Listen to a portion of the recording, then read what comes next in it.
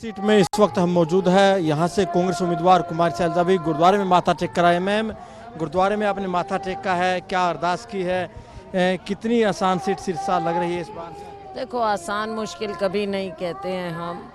ये लोकतंत्र है, लोगों की इच्छा चलनी चाहिए, लेकिन हमें पूरा विश्वास है कि लोग हमारा साथ देंगे इस बार और हमारी जीत होगी, कांग्रेस की जीत होगी। मैम, आज प्रधानमंत्री साहब आए हैं। प्रधानमंत्री साहब ने कहा है कि हरियाणा धाकड़ है, केंद्र में धाकड़ सरकार होनी चाहिए। धाकड़ सरकार बीजेपी की है, कांग्रेस की धाकड़ सरकार नहीं है।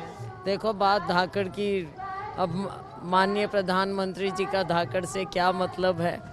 धाकड़ का ये मतलब होना चाहिए कि लोगों की सेवा हो।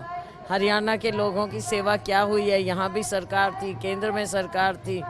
इनकी डबल इंजन की सरकार ने क्या धाकड़पन दिखाया? गरीब को और गरीब कर दिया, किसान को मजबूर कर दिया है, हमारे नौजवान को बेसहारा छोड़ दिया है, कोई रोजगार नहीं दिया है।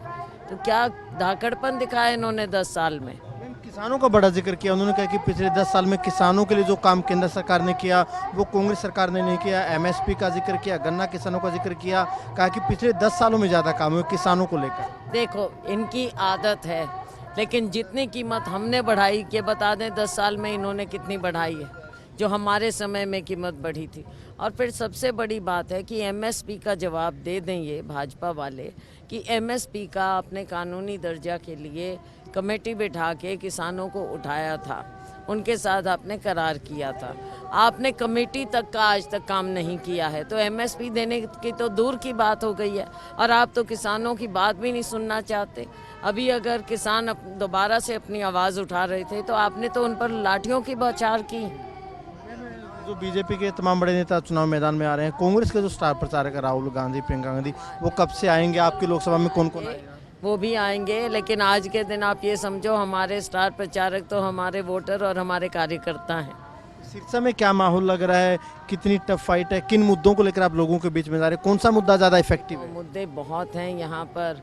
आप ये देख लीजिए, किसानों को ठगा गया, जो मैंने कहा, गरीब को। आप किसी गांव में जाकर पूछ लीजिए कि पिछले 10 साल में एक भी मकान अगर गरीब को दिया हो, कहीं कुछ नहीं मिला है। आप अनाज दे रहे हैं 5 किलो, उसमें बाजरी दे रहे हैं, गर्मियों में कौन बाजरी खाएगा? ऐसा ऐसा मजाक आप लोगों ने किया है। तो एक यहाँ पर बहुत बड़ा मुद्दा है चिट्टे का। ऐसा लगता है कि 10 साल से इस सरकार ने या तो आंख मीच रखी है या कहीं ना कहीं मिली भगत रही होगी, तो क्यों नहीं सकती कि कितने लोग बेल्ट में नशे पे रोकने लगी सरकार, तो दावे करती है। दावे ही रह गए हैं भाजपा के, तो हर दावे खोखले साबित हुए हैं। आप लोगों में निकल कर देखेंगे तब आपको पता चलेगा। मैं एक आखिरी सवाल कर रहा हूँ। सरकार दावा करते कि हमने मेरिट के आधार पर नौकरियां दी, पहले की सरकारों में पर्ची खर्ची चलती थी, तो युवा बीजेपी को वोट करें। भाई, कितनी नौकरियां मिली आप ये तो बताओ। उस पर वाइट पेपर निकालिए, कितने पेपर लीक हुए, कितने कोर्ट में गए, कितने अपॉइंटमेंट लेटर आपने दिए कि नहीं दिए, आप वो बताइए। ग्रुप डी तक के आपने नहीं दिए हैं, तो क्या बात कर रहे हैं? ये सिर्फ जो दिखावा है वो दिखावा कर पाते हैं, असल में कुछ नहीं हो। हरियाणा में कांग्रेस की कितनी सीटें आएंगी, क्या लगता है? देखो, गठबंधन की 10 सीट हैं, एक आप पार्टी, 9 कांग्रेस की।